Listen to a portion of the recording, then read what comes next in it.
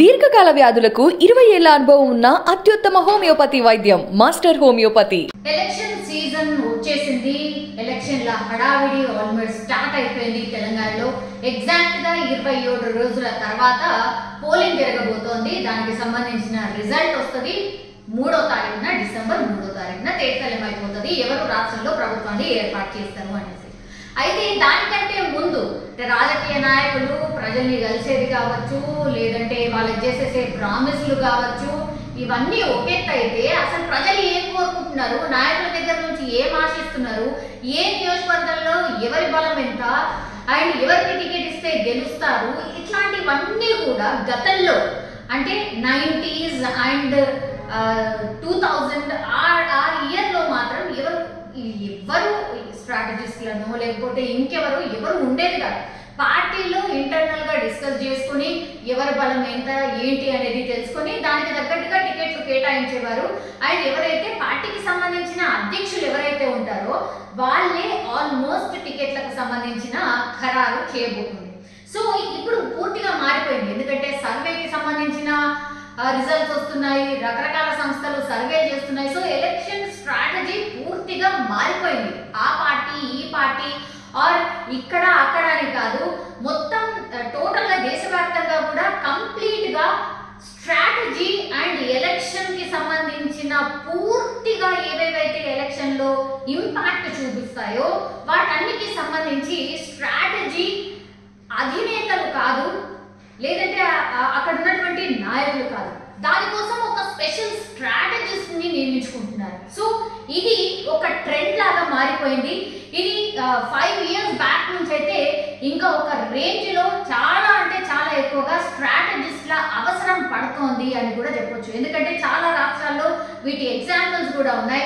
ఢిల్లీ కావచ్చు, లేదంటే వెస్ట్ బెంగాల్ కావచ్చు, అంతకంటే ముందు ఇక్కడ కూడా బీఆర్ఎస్ కి సంబంధించి కావచ్చు, ఇట్లా అందరూ కూడా స్ట్రాటజిస్టులు ఏం చెప్తున్నారు దాని ఇన్ఫర్మేషన్ ప్రకారమే మేనిఫెస్టో రూపకల్పన కావచ్చు, లేదంటే ఎవరు అభ్యర్థులు గెలవబోతున్నారు కావచ్చు, అసలు నియోజకవర్గాల్లో ఎవరి బలం ఎంత కావచ్చు, ఎవరు ఎట్లా వర్క్ చేస్తున్నారు, ఆ పార్టీ వీకెండ్ ఎక్కడ ఉంది, అండ్ పూర్తిగా ఆ లాస్ట్ 2-3 days ఏదైతే ఉంటుందో గ్రౌండ్ లెవెల్లో ఎవరైతే పక్కాగా స్ట్రాటజీ ఫాలో అవుతూ ప్రజల దగ్గరికి వెళ్ళి పార్టీకి సంబంధించి ఓటు వేసేలాగా పోలింగ్ బూత్ కి వెళ్ళి వాళ్ళు పక్కాగా ఈ పార్టీకే ఓటు వేయాలి అనే వరకు కూడా పూర్తిగా ఈ స్ట్రాటజిస్ట్లే వాళ్ళ ప్రకారం పార్టీకి చెప్పడం, దాని ప్రకారమే పార్టీలు వర్క్ చేస్తున్న సిచ్యువేషన్ మనకు కనిపిస్తోంది.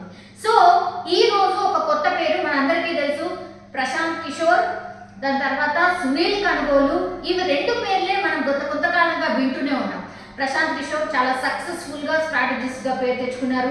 సునీల్ కనుగోలు కూడా సక్సెస్ఫుల్ స్ట్రాటజిస్ట్ గా పేరు తెచ్చుకున్నారు. ఈ రోజు కొత్త పేరు తెర మీదకి వచ్చింది. అదే మన హైదరాబాద్ కి సంబంధించిన కుమ్మరి శ్రీకాంత్. ఈయన ప్రస్తుతం కాంగ్రెస్ లో ఒక కొత్త స్ట్రాటజిస్ట్ గా వర్క్ చేస్తున్నారట.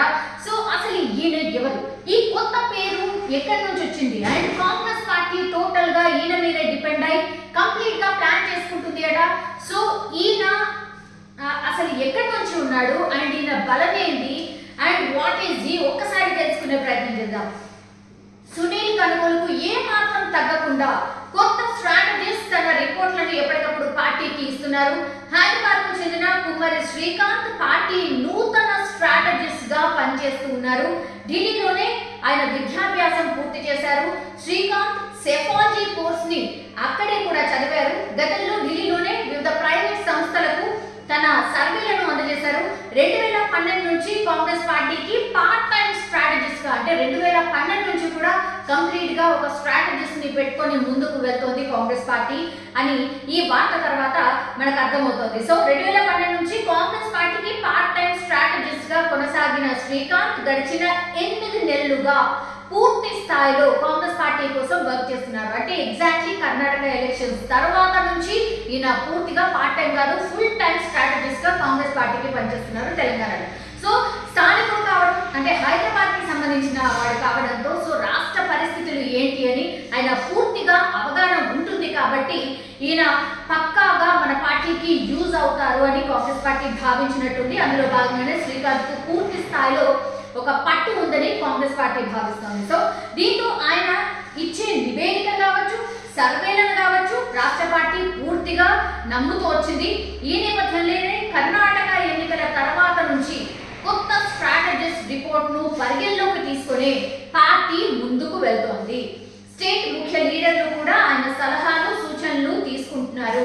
గాంధీ భవన్ కే పరిమితమైన లీడర్స్ ను తనదైన శైలిలో చెప్పడంతో ఆయా నేతలంతా ప్రస్తుతమైతే నియోజకవర్గాల్లో గెలుపు కోసం వర్క్ చేస్తూ ఉన్నారు. సో ఈయన ఇచ్చే రిపోర్ట్ల ఆధారంగానే లీడర్స్ అందరూ వర్క్ చేస్తున్నట్టుగా పక్కా ఇన్ఫర్మేషన్ అయితే అందుతోంది. అండ్ ఈయన పూర్తిగా యూత్ ని టార్గెట్ చేసుకుని ఆయన సర్వేలు కావచ్చు ఇన్ఫర్మేషన్ అంతా కాంగ్రెస్ పార్టీకి ఇస్తున్నారట. ఎందుకంటే కాంగ్రెస్ పార్టీ విధానాలను గ్యారంటీలను సోషల్ మీడియా వేదికగా మనందరికీ తెలుసు. ఈ మధ్య సోషల్ మీడియా ఎంత పవర్ఫుల్ గా మారిపోయిందో. విత్ ఇన్ సెకండ్స్ లో సోషల్ మీడియాలో లక్షల్లో వ్యూస్ ఉంటాయి. ఎందుకు అంటే సోషల్ మీడియాను పార్టీస్ అన్ని కూడా అంత బాగా వాడుకుంటున్నాయి. సో ఈ స్ట్రాటజీస్ కూడా ఇదే బేస్ చేసుకుని కాంగ్రెస్ పార్టీకి సంబంధించిన గ్యారంటీలను కాంగ్రెస్ పార్టీ విధి విధానాన్ని సోషల్ మీడియా వేదికగా యూత్ టార్గెట్ గా ఆయన పూర్తిగా వాళ్ళ మీదే ఫోకస్ చేస్తూ గాంధీ భవన్ లోని ఒక వార్ రూమ్ మనందరికీ తెలుసు గత కొంతకాలం నుంచి వార్ రూమ్ అనేది ఏర్పాటు చేసింది గాంధీ భవన్ లో. సో అక్కడ ఏర్పాటు చేసుకుని పూర్తిగా ఫేస్బుక్, ఇన్స్టా, ట్విట్టర్ తదితర ప్లాట్ఫామ్లలో కాంగ్రెస్ పార్టీని పబ్లిసిటీ చేస్తున్నారు. గ్యారంటీలు కావచ్చు, పార్టీ విధానం కావచ్చు, ప్రభుత్వం తప్పిదాలన్నీ ఈ రూమ్ నుంచే పోస్టులు పెడుతున్నారట. ఈ రూమ్ లో expert team, legal, social, training, research టీంలు పనిచేస్తున్నాయి.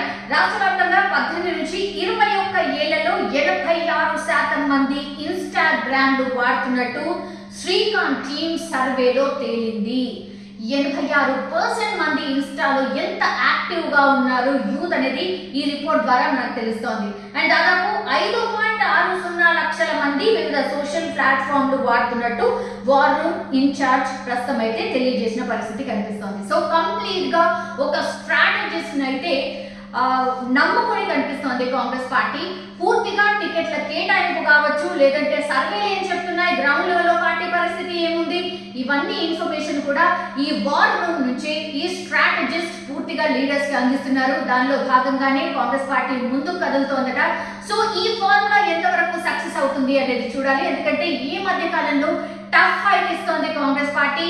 అండ్ మేమే అధికారంలోకి రాబోతున్నామని కాంగ్రెస్ పార్టీ చెప్తున్న నేపథ్యంలో కొన్ని సర్వేలు కూడా అదే చెప్తున్న నేపథ్యంలో నిజంగానే ఈ స్ట్రాటజిస్ట్ ఇచ్చిన ఇన్ఫర్మేషన్ కరెక్ట్ అవుతుందా లేదా, ఒకవేళ ఈ స్ట్రాటజిస్ట్ ఇచ్చే ఇన్ఫర్మేషన్ కరెక్ట్ అయితే మాత్రం నిజంగానే ఈయన భవిష్యత్తు చాలా బాగుండబోతోంది. ఆయన పేరు వచ్చేసి కుమ్మరి శ్రీకాంత్, హైదరాబాద్ వాసి.